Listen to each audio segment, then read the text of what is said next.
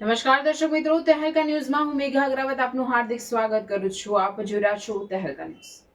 નજર કરીએ આજના સમાચાર પર. સુરત જિલ્લાના પલસાણા તાલુકાના ધામડોદ ગામે કાયદાને નેવે મૂકીને એક મિલકત પચાવી પાડવાનો સનસનાટીભર્યો કિસ્સો સામે આવ્યો છે.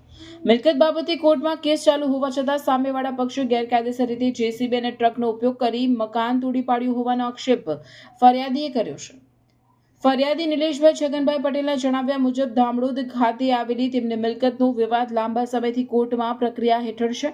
આમ છતાં તારીખ 12/3/2026ના રોજ રાજેન્દ્રભાઈ મગનભાઈ પટેલ, ગુણવંતભાઈ ઠાકોરભાઈ પટેલ અને અન્ય આરોપીઓએ મિલકત પર હુમલો કરી મકાન તોડી પાડ્યું હતું. એટલું જ નહીં, મકાનમાં રહેલી કિંમતો સામાન પણ ટ્રકોમાં ભરીને ચોરી કરી સગેવગે કરી દેવામાં આવ્યો છે તેવો આરોપ લગાવ્યો.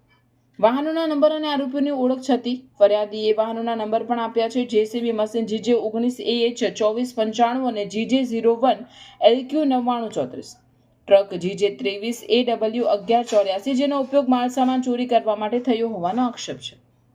ફરિયાદીએ હવે ભારતીય ન્યાય સંહિતાની વિવિધ કલમો હેઠળ ગુનો દાખલ કરી ઘટના સ્થળે વપરાયેલા તમામ વાહનો જપ્ત કરવા અને આરોપીઓની તાત્કાલિક ધરપકડ કરવા પોલીસ તંત્ર સમક્ષ માંગણી કરી છે.